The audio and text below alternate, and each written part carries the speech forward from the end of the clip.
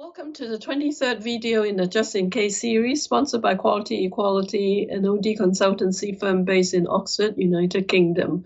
And my name is Mayan Chung Judge, and I'm the founder and the director of the firm. This series is called Just In Case. It's just in case you need to be reminded of something, just in case you didn't know of something, and just in case you want to refresh your memory. I am super excited today because we have Professor Chris Worley, a very well-known guru in the field. He's brilliant. He's an academic. He's a practitioner. He's a great educator. He's a research professor of management at Pepperdine University, and he's a prolific author. And if you actually download every single thing he wrote and buy the books that he published, I think you would be occupied for the rest of 2 years in order to digest his contribution. So I am so excited that he decided to give us a short and sharp definition of what is OD, because there's been so much controversial discussion about what is OD. And so over to you, Chris, and thank you for your time.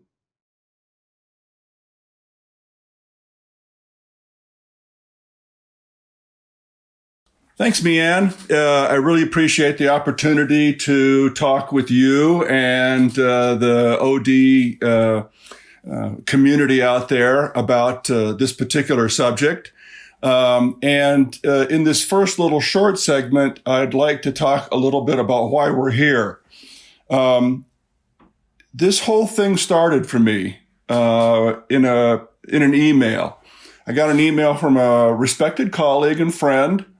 And in her email, she said, we need to put a task force together to talk about the definition of OD. What is OD and what are our values? And I had, this sort of visceral reaction to the email. I literally sort of wanted to throw up because if I heard that question again, I thought I was going to die and shoot myself. And it was a question that just kept coming up over and over again from different people and at different times. And I just had this reaction to go, oh no, not again. Can't people go find, there's definitions everywhere. Why don't they go read them? It's simple. It's the values are listed everywhere. And I just had this reaction. I said, I can't do this. And so I started sharing my concerns with a colleague, Ann Fireherm at Pepperdine University. And I was telling her about, this is just driving me crazy. Why are people asking this question? And Ann looked at me and she said, Chris, a lot of people just can't afford your textbook. And the whole notion that there are new people coming into the field all the time, and there is no easy place for them to figure out what it is or what the values are behind it. And of course, I sat there with, chewing on my pride, for thinking, in such arrogant thoughts, like everybody should know what the definition is. And so when I was talking with Mian about different things about the field, she and I decided that it would be a really good thing to have a very short, crisp, discussion about what is OD and what are the values of the field. And I'd like to do that in sort of a provocative way. I'd like to poke fun at our field and our profession for not knowing some of these answers. And my promise to you is to be as neutral as I can. I have my own opinions about a lot of this stuff, but for those people who are particularly new to the field, I want to do my absolute level best to be objective, neutral, and give you a sense about what the field is about and what the field believes without, getting into too many of my own opinions. Sometimes they may leak out, and I will try and be clear about that. But that's the purpose of this short video, and I want to just sort of share my perspectives on this subject.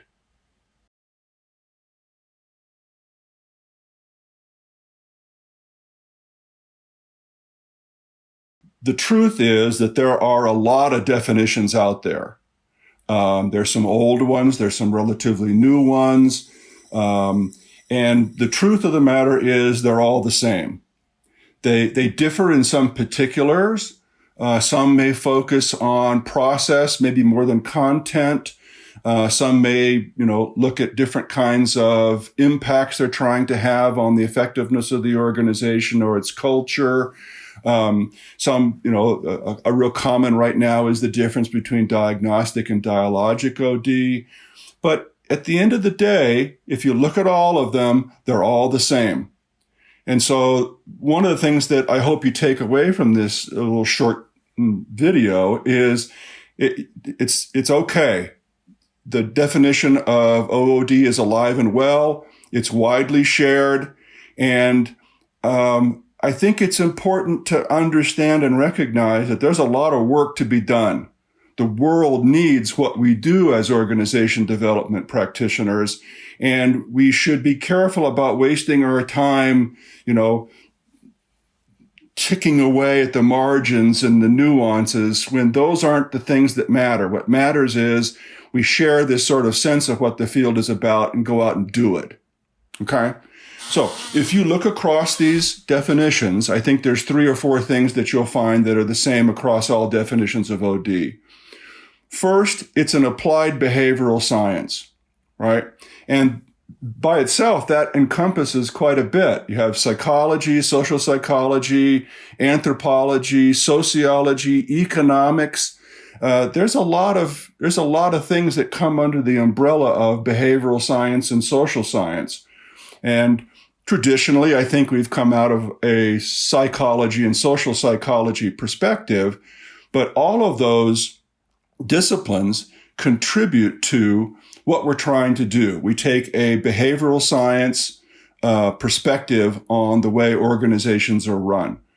Okay, so that's the first thing that I think is common across all definitions. I think the second thing that's common across definitions is that in the field of organization development, what we're trying to do is build capacity in the organization. We are, through our behavioral science, we're trying to transfer knowledge and skill to the client system, so that they are better able to handle change and improvements and development in the future on their own, right? So the way we conduct our work is done in such a way that we're transferring that knowledge and skill. We're equipping the organization to be more able to handle change in the future. We're working ourselves out of a job, as it were. A lot of people talk about it that way. I think the third thing that's important is that organization development is a process of change. We are trying to change the organization. And if you think about that in comparison to other fields, innovation, management consulting, continuous improvement, we are actually intervening in the system. And that's a bit of an arrogance. There's a bit of an arrogance about organization development, because what we talk about is understanding the system and then intervening in the system in order to improve it by working with people, systems, and processes to increase the effectiveness. And one of the things that I think is important about this piece of process of change is we are focused on both the content and the process. We're trying to change something in particular, the way people interact, how engaged they are, how empowered they are. We're intervening to improve the incentive systems and the reward systems, the performance management systems. We may be intervening to create a vision and a strategy for the organization. We may be intervening in order to change the structure and the power relationships inside of an organization. So it's a pretty broad issue in terms of the process and content. It's also important to understand that organization development is not change management. And if you want a really good sort of deep dive into that subject, I highly recommend Warner Burke's video on this topic in this series, because he really goes into it and I think explains that pretty well. For me, one of the most important pieces in the distinction between change management and OD is that change management does not include a diagnostic step. right? And it's important if you're thinking about organization development that you are understanding the system that you're going to intervene in, its strengths and weaknesses, and working from that understanding and doing an appropriate diagnostic to understand what is it that's working and not working in the organization so that you can develop the organization and, kind of in the words of Ed Schein, take the right, best next step in terms of building out an organization.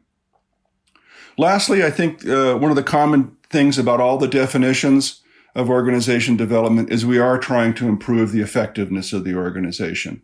And effectiveness is itself a pretty broad topic. It could be financial performance, cost reduction, productivity. It could also mean empowerment, stakeholder satisfaction, customer satisfaction, ESG goals, environmental, social justice, ecological objectives. So the notion of effectiveness is pretty broad, and the field is really interested in trying to make organizations more effective against that broad set of criteria.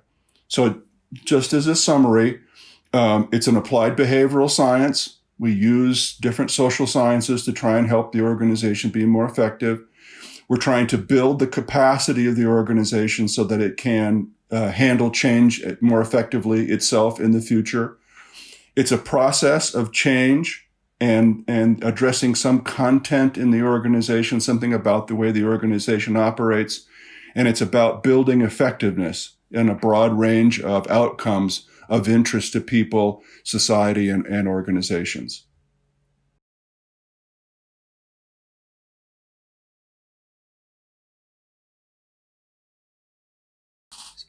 In this final segment, I want to talk just a little bit about what are the values of organization development and why are they important? All right. A lot of people talk about and ask the question, well, is the field of organization development values-based? And the answer is yes. And I want to talk a little bit about that because it's similar to the definitions of OD, but the real straight, honest truth of the matter is that yes, organization development is a value-based profession field. What's important to understand about that is so is every other professional service. Whether you're a stockbroker or a physician or a terrorist, you have values and you are practicing and acting out those values in your day-to-day activities. So what's important, I think, for the organization development field and our profession is to understand and recognize what our values are. They're widely shared. Again, we'll talk about, tweaking things on the margin, but in general, they're widely shared. What's important, and I talked a little bit about the arrogance of the field in the prior segment. What's important is that we don't hide behind these values. Several of the godfathers of OD talked a little bit about how organization development often hides behind our values instead of addressing the issues of power inside of an organization. So I think it's important as OD practitioners that we recognize, understand, and can talk about our values and why they're important. But I don't think that we should be riding on some kind of high horse to believe our values are any better than anybody else's. We have them. We should be very proud of them. And they should drive what we do and how we do our work. But let's not believe that we're special or unique in some way because we are values driven. So are a lot of other professions. Okay. Having said that, there is no definitive list of the OD values. There are, in fact, several lists out there. And like the definitions of OD, these lists are there's a lot of overlap between them. All right. There's just a lot of consistency across this list. Again, some people will try and push particular words over others. But I think in general, if you look at the field of organization development, we believe in participation, democracy, involvement, right? These come out of a humanistic psychology origin. But I also think there's others that are very, very classic in our field. Diversity, equity, and inclusion, social justice has been a cornerstone of the work in organization development and in the history of our leadership training and leadership development roots. There are values related to organization effectiveness, self-actualization, personal growth. Certainly, as practitioners, we're expected to have a clean instrument in understanding ourselves, so that when we go into client situations, we understand that when we're working our own needs and when we're working the needs of the client. I think these are values that we all share, that are all common. More recently, I think we've tried to pull up values around sustainability, governance, social justice. I think these have been renewed in recent weeks, months.